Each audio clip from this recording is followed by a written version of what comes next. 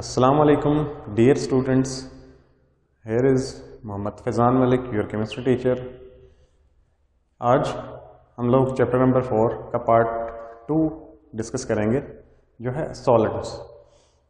इससे पहले आप लोगों ने इस चैप्टर के फर्स्ट पार्ट के अंदर लिक्विड्स को डिस्कस किया था। उसमें आप लोगों ने देखा था कि लिक्विड्स क्या होते हैं। हम उसको एक मतलब वाइंड अप करेंगे एक समरी के साथ, उसकी यानी समरी के अंदर हम उसको बयान करेंगे।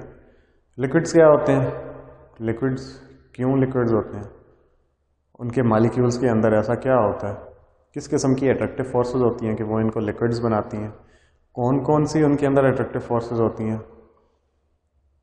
किस किस तरह से वो अट्रैक्टिव फोर्सेस काम करती हैं। ये सारी बातें आप लोगों ने लिक्विड्स के अंदर पढ़ी हैं।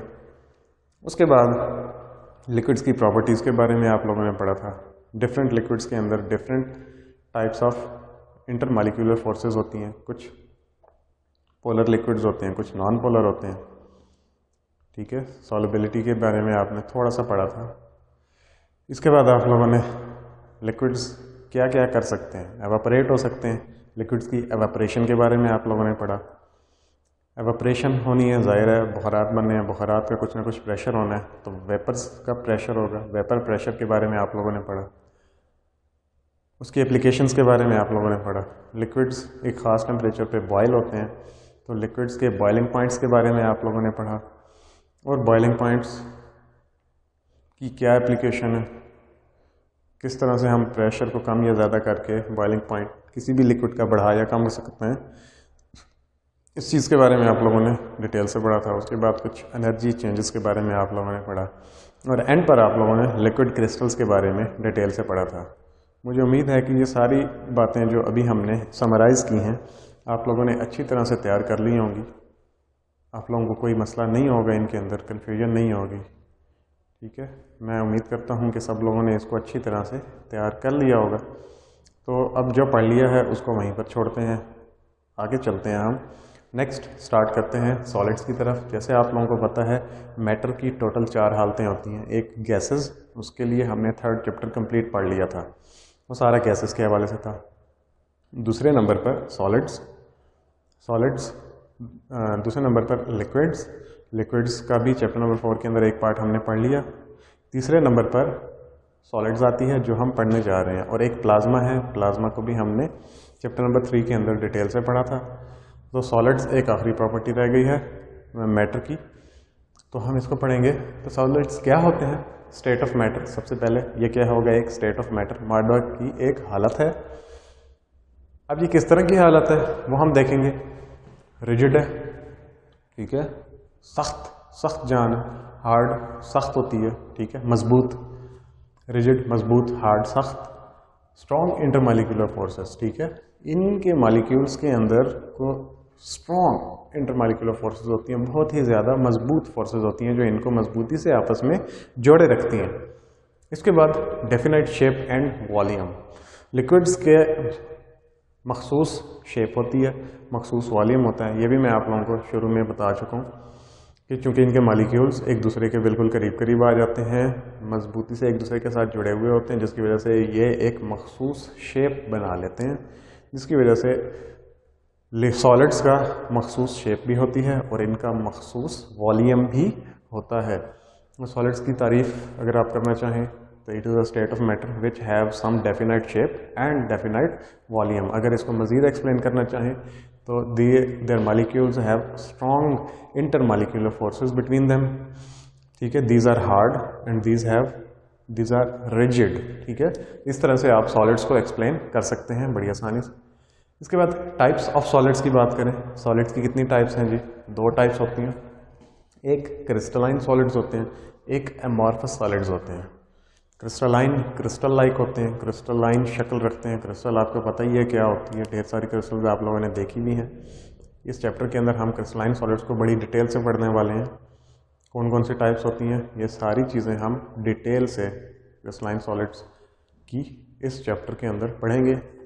दूसरे नंबर पे आते हैं एमॉर्फस सॉलिड्स। एमॉर्फस सॉलिड्स एक और तरह के सॉलिड्स होते हैं, सॉलिड की ही एक टाइप होती है। इसको हम इसी लेक्चर के अंदर डिटेल से देखेंगे कि एमॉर्फस सॉलिड्स क्या होते हैं। तो सॉलिड्स की कितनी टाइप्स हैं, टोटल 2 टाइप्स हैं। एक क्रिस्टलाइन सॉलिड्स और दूसरी एमॉर्फस सॉलिड्स। एमॉर्फस सॉलिड्स की तरफ चलते हैं कि एमॉर्फस सॉलिड्स बेसिकली क्या होते हैं। डेफिनेशन इसकी इंपॉर्टेंट है। दो solids in which atoms, ions and molecules do not have regular orderly arrangement. क्या मतलब हुआ कि ऐसे सॉलिड्स जिनके अंदर चाहे एटम्स हों, चाहे आयंस हों या मॉलिक्यूल्स हों, उनका एक मखसूस ऑर्डर नहीं होता, मखसूस अरेंजमेंट मॉलिक्यूल्स की नहीं होती, बेतरतीब रैंडम अरेंजमेंट होती है इनके अंदर। तो ये ऐसे सॉलिड्स होंगे एमॉर्फस सॉलिड्स जिनके अंदर मॉलिक्यूल्स आपस में एक दूसरे के साथ जुड़े हुए होंगे, लेकिन उनकी कोई मखसूस तरतीब बिल्कुल भी नहीं होगी। इसको क्या कहते हैं आप लोग? Amorphous solids.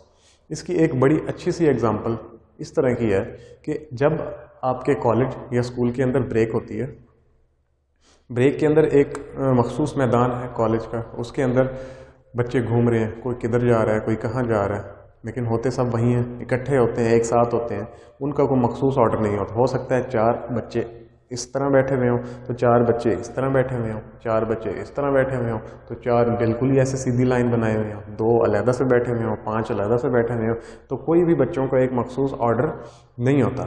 तो ये एमॉर्फस सॉलिड्स होते हैं। जबकि क्रिस्टलाइन सॉलिड्स की बात हम तब करें जब आपके कॉलेजेस या स्कूल्स के अंदर सुबह असेंबली होती है।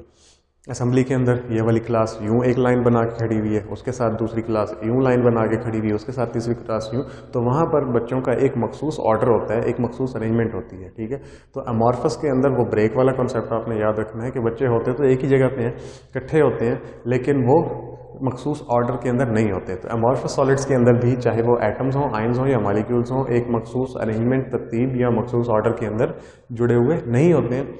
इनको क्या कहते हैं आप लोग? Amorphous solids. इनको आप लोग सूडो सॉलिड्स भी कहते हैं। इनका एक और नाम है अमॉर्फस सॉलिड्स का, जिसको क्या कहते हैं आप लोग? Pseudo solids.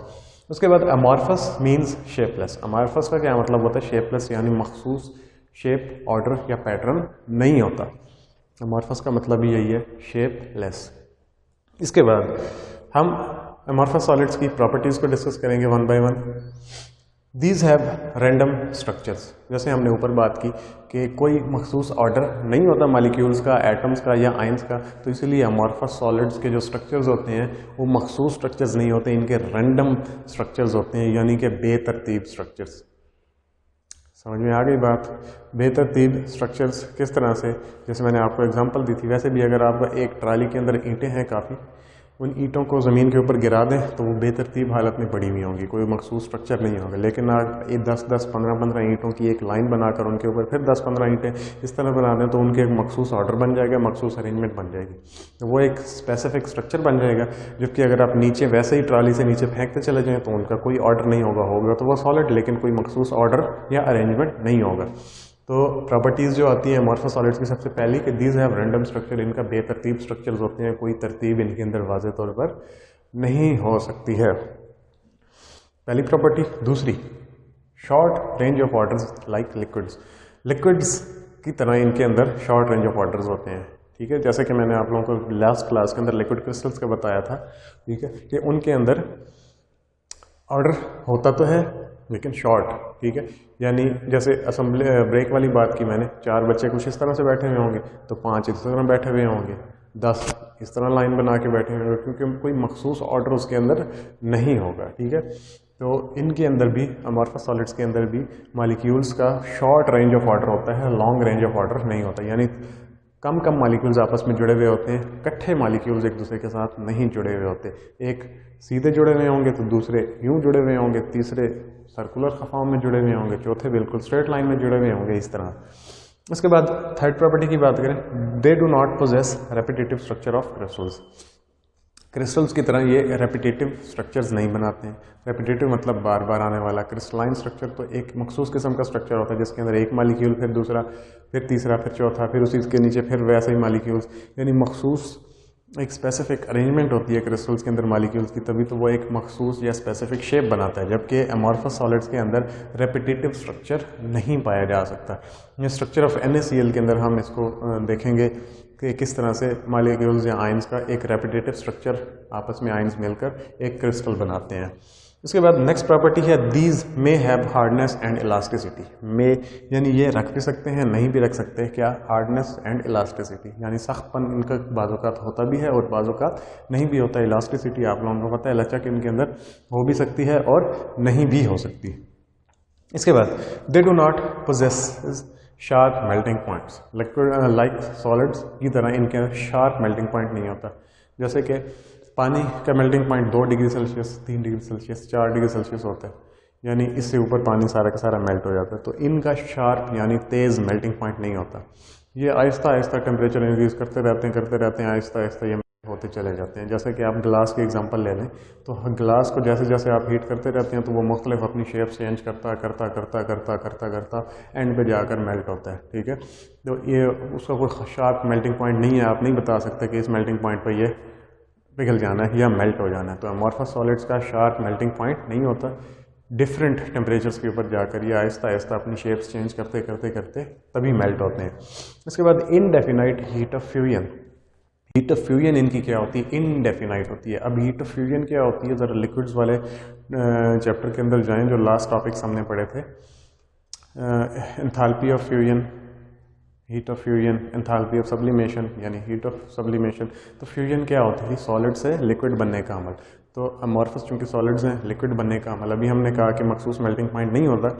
Heat of fusion क्या है? सॉलिड से लिक्विड बन जाना। ठीक है, तो ये मखसूस टेम्परेचर नहीं होता इनका। ये टेम्परेचर आहिस्ता आहिस्ता इंक्रीज़ करते चले जाते हैं। ये डिफरेंट अपनी शेप्स अरेंजमेंट चेंज करते चले जाते हैं।